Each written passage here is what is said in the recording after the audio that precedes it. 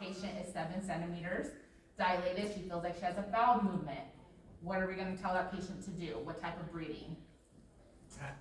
Pant breathing. So just breathing through those contractions until that cervix is fully dilated so she can start pushing. And then we're going to prepare that client for birth.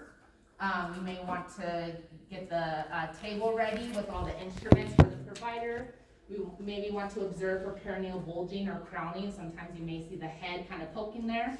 And then encourage the client to begin bearing down once the cervix is fully dilated. So once that patient is 10 centimeters dilated, make sure you let your team know, your charge nurse, if you know the pediatrician needs to be there, or the provider, especially if it's a first time patient. Usually it may take a little bit longer to push.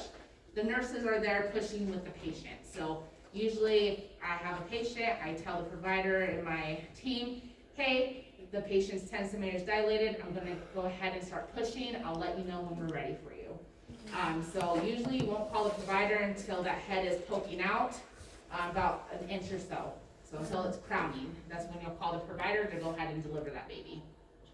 Providers don't want to sit in there, for hours waiting for that baby. Midwives are awesome, so midwives will totally go in there and push with that patient.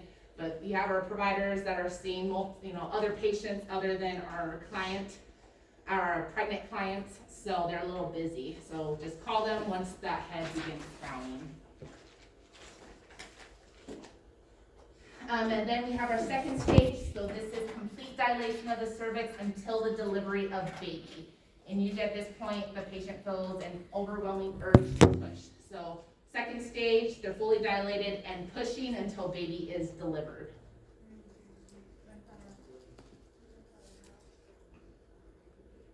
Okay, and these, in the second stage, the cardinal movements of labor. So, like I said, you don't need to know the steps, but just kind of how the progression of labor happens. So we have our descent into the pelvis, the engagement into the pelvis, flexion of the head, so kind of that fetal position, internal rotation, and then extension once the head comes out.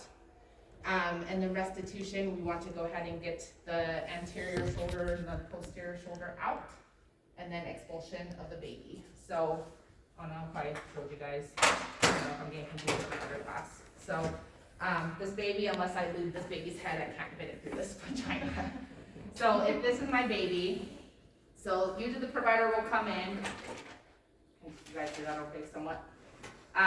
When the provider comes in, we're gonna go ahead and kind of, hold pressure so the perineum is stretching, like this, especially with the head pressing against it. So sometimes the provider may put some lubricant to kind of help with the stretching there. Once the head comes out, so they'll say push. So the head comes out, you're gonna see the provider kind of grab the head like this, and then they're gonna turn the baby. So usually once the head's out, they're gonna kind of turn to their side. They're going to get the anterior shoulder, so that shoulder from the bottom, they're going to pop out. And then they're going to break that posterior shoulder and then lay baby on top of bottom. So they pull, shoulder out, and flop. Okay? Not really flop, but there you go. You don't need to know the cardinal movements, just know that's kind of like the steps. Once the newborn is delivered, if we're waiting for the placenta, sometimes the providers will go ahead and take a look to kind of see if there's any lacerations that happened. So I'll go through the next one. Okay, so the degree, so the lacerations go from 1st degree, 2nd, 3rd, and 4th degree tears.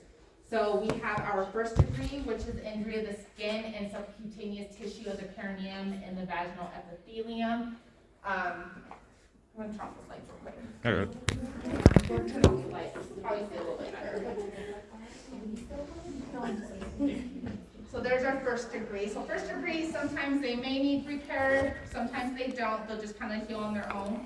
just make sure, when the provider, usually the provider's pretty good at making sure if it's gonna stop bleeding by putting a little bit of pressure on it and it stops, then we don't have to do any kind of repair.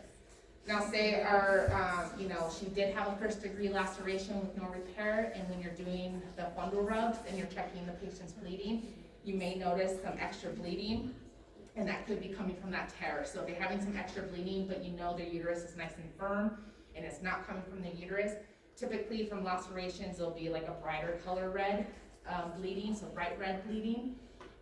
So just have your provider go back in there to take a look just to make sure maybe that laceration does need a stitch. Our most common is going to be our second degree tear. So this is the injury that extends into the fascia and the perineal muscles. Third degree tear, so this is the injury that extends through the fascia and the perineal muscles and involves some of all of the fibers of the anal sphincter muscles. So pretty close to that anus there.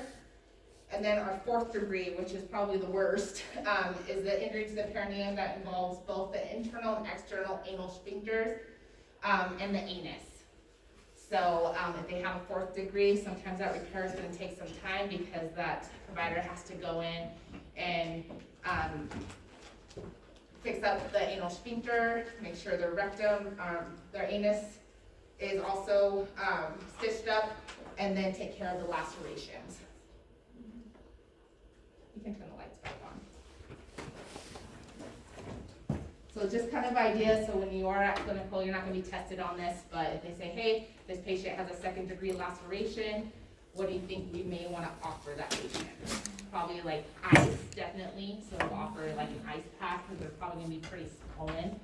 That peri bottle, which is awesome, that they fill up with warm water each time they go to the bathroom, that's probably going to be their best friend, and sitz baths. Usually from second degree on, it's probably going to be more painful. Your first degrees aren't too bad, but when it comes to your second to your fourth degrees, we want to offer some type of pain relief, maybe take some ibuprofen to help. And then of course they have that numbing spray, the hurricane spray we call it, and then Tux pads, so the Tux pads with witch hazel on it to kind of help with the discomfort. It was so cool. Our nurses would like open up the baby. So yeah, definitely you can use the baby diaper, fill it up with ice, and then you can set it right there on the perineum. And usually that's the best relief that you can offer for that patient. Especially when it comes to time, if they did the repair and they had an epidural, and then once that numbing's gone, they're definitely going to feel all of that. So we always warn them, especially once the repair is done, you can turn off, if they do have the epidural, go ahead and turn off the pump. And usually with the 2 hours recovering that patient, they should get feeling of their legs back before you move them to postpartum. Those that didn't have an epidural, any kind of pain relief, if they did get like a second degree or need repair, then we'll go ahead and do a local anesthetic, lidocaine, and they'll inject the area before they go and stitch it up. Does second degree need repair, second, third, and fourth? Typically, second, third, and fourth will have to need repair. Usually it's like your first degrees. They may need if they start bleeding, but sometimes if the provider just puts pressure, it should be fine.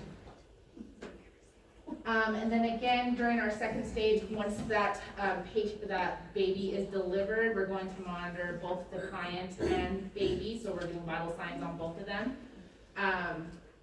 We're going to, during that pushing effort, again, we may have to do different position changes when they are pushing. So, being on their back, they may not have great pushing effort on their back. Sometimes we may have to turn them and they push better. You'll find a good position on what your patient is in to do your pushing efforts. Before baby's delivered, we always want to have the warmer ready. So usually the charge nurses are going to be the designated baby nurse, if you guys have noticed. But as nurses, when we take over a client, always check the warmer. So check the oxygen flow in the tank, make sure the oxygen is full. We want to preheat the radiant warmer. So if we're getting closer to delivery, we're going to go ahead and preheat it. So if we need to take baby over there, we can. We're gonna lay out a newborn stethoscope and the bulb syringe. Typically, the bulb syringe is gonna be on the delivery table, and the provider will hand it to the baby nurse to go ahead and suction. Where are we gonna suction first of the baby? Nose or the mouth? Wow. Mouth. Wow. Mouth. Because we're not gonna suction the nose and put whatever in the nose in the mouth. M before N. And then we can provide, especially during the pushing efforts of that client, you may see some swelling happening, so you can always get some cold washcloths and just kind of rest it on the patient's perineum to help with that. Usually when they are pushing and baby's head is coming down more and stretching the perineum, we tell clients it feels like the burning ring of fire. So we always tell the clients, especially if they can feel everything, they're non-medicated, to push through it. Sometimes you may have clients that are pushing, but they're pushing like against you and keeping their legs closed. But we want them to keep it open and their legs coming back so baby can come out. So sometimes it's that just so much pain that the first thing they want to do is close and kick you. But have someone on each side and have those legs open, just because we have to get through that, because baby may not want to be, clamped down like that. And then we'll prepare for a episiotomy if needed, or if we have to use a vacuum assisted delivery or forceps assisted delivery, we'll have all of that on standby, depending on what your baby looks like on the monitor. Third stage is the delivery of the baby to the delivery placenta. So in the third stage, the baby is delivered, and now we're just waiting for that placenta to get delivered. So when our baby is delivered here, so baby's delivered, they will clamp the cord. They'll do the delayed cord clamping. So maybe sometimes you'll have patients that say, oh, I want delayed cord clamping. Typically all providers now do delayed cord clamping until the umbilical cord stops pulsating. So they'll wait until it's not pulsating anymore.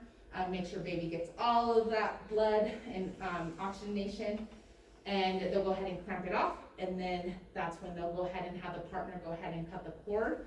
And then we're just waiting for the delivery of the placenta.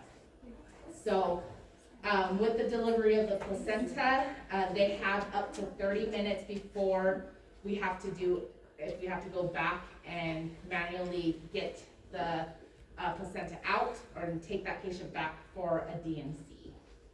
So they have up to 30 minutes. Usually it lasts for 6 minutes, typically for the placenta once baby's delivered, then to have the placenta detached from the uterine wall, and then the placenta is delivered. Again, sometimes it's sticky. You may see the provider go in there and kind of do a manual and kind of scrape the placenta to try and get that placenta to come off of that uterine wall. Sometimes it doesn't happen, and then we end up taking them back for a DNC.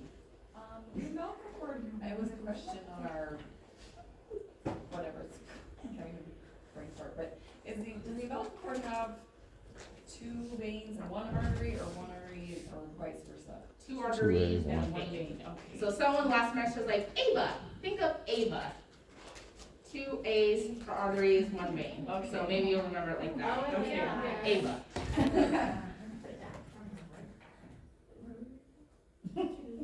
So during the third stage here, we're going to do, check the patient's blood pressure, pulse, respirations every 15 minutes. So just make sure on the monitor those blood pressures are running. Again, we're gonna find clinical findings of placental separation. Typically, once that placenta has separated from the uterine lining, the patient may feel kind of like the urge to push, or like a lot of pain and pressure. And then the provider will tell them, go ahead and give me a little bit of push and expel that placenta. Make sure the provider always goes before they leave the room to inspect the placenta to make sure if the placenta came out in pieces, you want to make sure all those pieces are out of that uterus, because that can cause that patient to hemorrhage if any of the placental fragments have been left behind.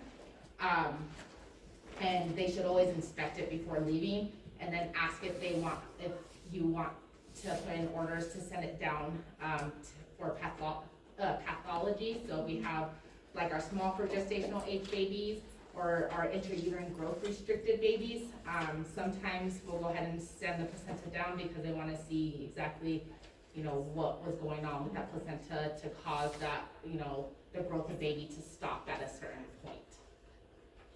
And then always ask your patients, as long as we're not sending the placenta down, if they wanna keep the placenta, usually they can do, capsules, they can, encapsulate the placenta, plant a tree. The popular one now is the printing of the placenta, the paint, or they can paint it and do like a print. So kind of like, it looks like the tree of life. That one looks awesome. Yeah. And then you can plant it. And then we assign APGARs. We won't go into APGARs until we go into the newborn part of this class. But we'll assign APGARs at 1 minute and 5 minutes of birth to that baby to let us know how that baby is doing. So typically APGARs of 7 or more are pretty good. You may hear typically is 8 and 9 is the most, is probably what you'll hear more when you guys are at clinical. Usually they're just off for color. So we'll go into APGARs. You say 7 or more is good? 7 or more, yeah, that's fine.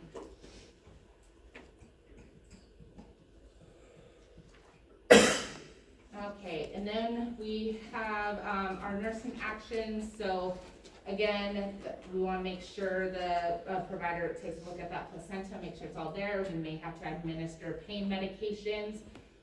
They may be feeling a lot of pain at that time. Once the, you know, if they had any repairs done, or once the delivery of the placenta and the bleeding's under control, we'll go ahead and cleanse the perineum area, get the client all cleaned up. We'll put a pad underneath, and we're going to use that pad to let us know the amount of bleeding when we're doing our fundal exams, so how much bleeding that patient, we'll check on that patient every 15 minutes to check on that bleeding. And then again, we promote baby-friendly activities. So with our baby-friendly activities, we do skin to skin for the first hour before we do anything on baby, like assessments, measurements. So sometimes the first thing that everyone wants to know, how much does the baby weigh? We always do 60 minutes of skin to skin, and then we can go ahead and take baby to the warmer to do the measurements, footprints, and all that fun stuff. And then also we promote breastfeeding, so if you want to try and get baby latched on, usually the first 2 hours of life. And then sometimes if that patient's having some trouble or baby's having trouble latching onto patient, because every patient has different nipples. So not all nipples are going to be the great breastfeeding nipples. So if you need to get lactation in there, definitely get lactation. But typically all nurses were trained to go ahead and help with breastfeeding. So if you need to do like a nipple shield or anything like that, so baby can grasp on the nipple better, then you can do so. And then we have our 4th stage. So this is the delivery of the placenta until stabilization of the mother. So this begins after the placenta is delivered. Then usually we'll have to keep our patients for about 2 hours in the recovery time to go ahead and monitor the bleeding, vital signs.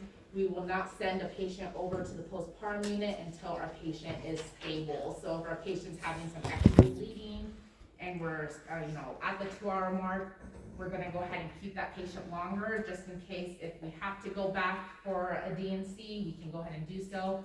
We usually want to make sure they're stable, because if we have to, with the labor beds, these are the only beds that we can break down, so the provider can go in and do whatever they need to do to stop the bleeding. So again, assessment is going to be maternal vital signs every 15 minutes. We're going to do a fundal rub, so make sure that uterus is nice and firm. So where is the fundus located? At the top of the uterus. So we'll go into it next week, but typically once the baby's delivered and you do that fundal rub, it should be at the patient's belly button. If it's any higher than that, that may indicate some bladder distension. So if that patient doesn't have the urge to void, then we're gonna go ahead and do a straight in and out cath to go ahead and relieve that bladder, because if that bladder is putting pressure on that uterus, that can actually cause more bleeding. So that's why you always want to educate when they go to postpartum. As soon as they feel the urge to void, they should get up and use the restroom. And then we already kind of went through the baby-friendly activities.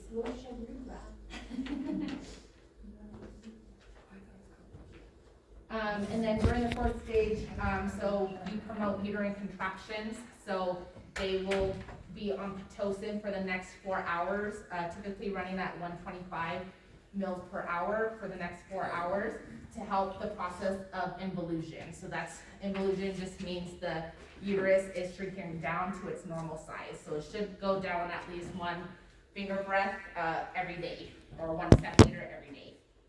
Sometimes you may have patients where, you know, they have their baby, and you know, you're looking for the fundus here, but sometimes it could be like way down here. So, and each patient's anatomy is different. So sometimes you can feel the fundus like right there. Sometimes you really need to dig in there to really feel that top of the fundus.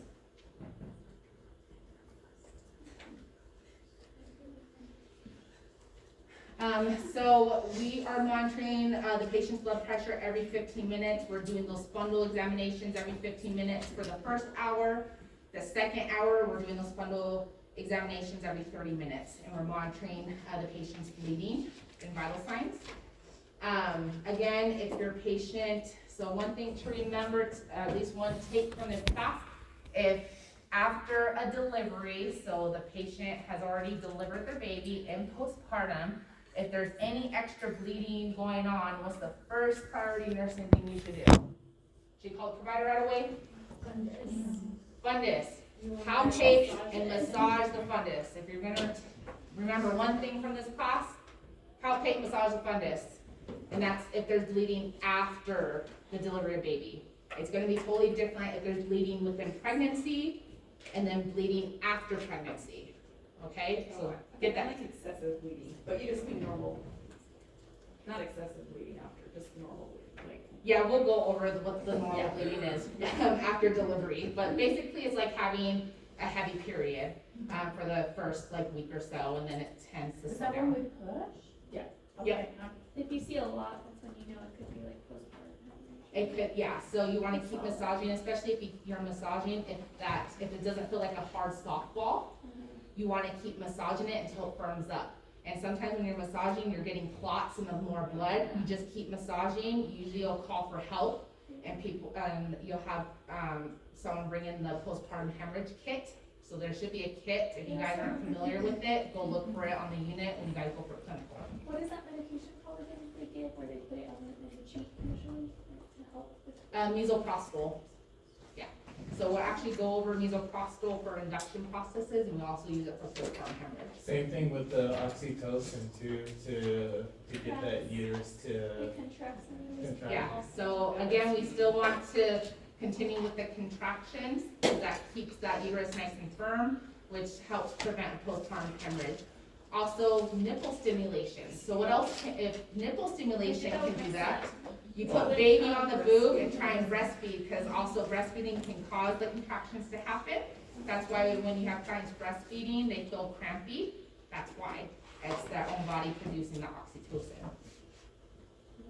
But isn't that also when you're doing the exam, it's better to do the oxytocin, to actually give it to the patient versus doing the stimulation, because it could cause them to contract more, be more uncontrolled contractions versus I mean, it's gonna be different, the type of contractions they're gonna have after the delivery of baby. So we don't have someone where we need to worry about. Okay. It won't be enough where it's going to cause any harm.